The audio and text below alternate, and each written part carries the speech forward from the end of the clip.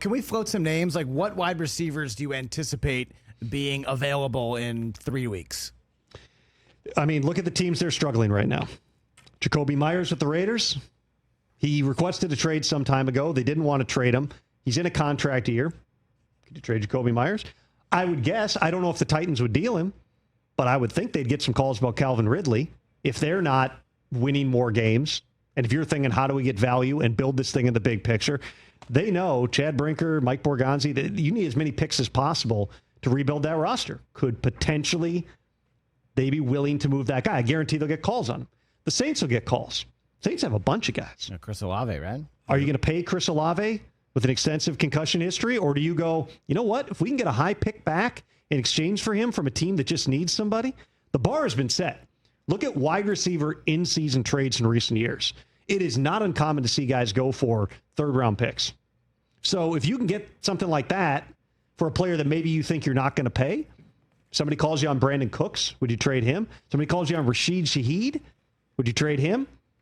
All those teams that are struggling right now are the very teams that are going to get the calls. It's less about who's available than it is about what circumstances are going to arise. Do people call Miami about Jalen Waddle if they keep losing? Yeah, I was just about I would think they get calls. I don't know that they would deal him, but I do think they would get calls.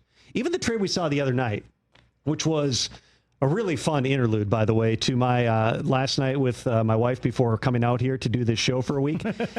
And I'm like, I'm making a cocktail and I'm going to sit down on the couch and watch an episode of the morning show. And then I get a text. Hey, I think the Jaguars just traded their best corner to Cleveland. I was just like, what? What's in this trade? At no point had that ever come up. Like, I got a long list that I keep of all the trade names. And I'm like, they what now?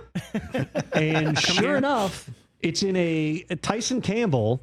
And I know there were a couple of picks involved. It was basically a pick swap, but like it was basically Tyson Campbell for Greg Newsome. And that's a very unusual trade. So why do the Jaguars and Browns make that deal? Tyson Campbell is signed. He got extended by the prior regime under Trent Baalke last year. He's signed up for years to come. Greg Newsome is in a contract year, but is playing probably the best football of his life. Anybody who watched the Vikings-Browns game in London last week saw Greg Newsome going toe-to-toe with Justin Jefferson. Now, Jefferson got some on him because he's Justin Jefferson. Right. But there were plays Greg Newsome was making in that game. Well, it comes down to this. And you saw James Gladstone say they were in it to win games now. Greg Newsome, only 1 year, but probably a better fit for how they play, vision on the football, find the football, than what he'd been doing in Cleveland, where, quite frankly, the Browns, people in the league knew Greg Newsome was available for a couple of years. So why do the Browns do it? Trade away a guy who's playing the best football that he's played. Why trade him now? Well, you get a cost-controlled Tyson Campbell for years to come now. Right. His salary, which is somewhere in the teens, it's not the current corner market, which is what Greg Newsome, if he plays like this, is going to be asking for. You now got a guy who could be part of the solution for the future. That's where those decisions have to be made. The Browns are very much building this. They are operating. And we can have a fair debate about whether or not big changes will or should come in Cleveland. But they are very much operating like we are building this thing for 2026 and beyond. This draft class with Mason Graham and Carson Schlesinger and both of the running backs, Harold Fannin, the tight end, Isaiah Bond, who was available for a variety of reasons, but was an undrafted free agent signing. This is the young core. If you find a quarterback out of it, great.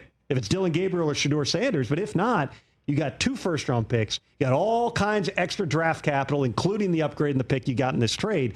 You've got a lot of flexibility, and they're very much acting like the window for the Browns is 2026 and probably even more 2027. The Jaguars, off to a hot start and playing better than I think realistically a lot of people within the league thought they would play. Trevor Lawrence has been excellent. Travis Etienne is having the best season that he's had. Great. Travis Hunter, finally, it's week 5. He's trying to do something no one's ever done before. Week 5 has a breakout type of game where you're seeing him make the type of plays he did at Colorado. They're going, you know what? James Gladstone worked for Les Snead. This is their bleep them picks era. Yeah. We are taking our shot right now and trying to win big.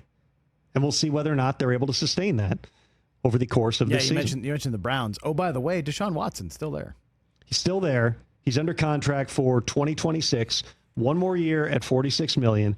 There is a lot of unamortized cap hits that you have to deal with. They've done certain things in terms of restructure where they can push a lot of that out into 2027, but they have found a way to navigate around it. You know what the best way is to navigate around a big, as Jimmy Haslam has called it, mistake, swing and miss at the quarterback position?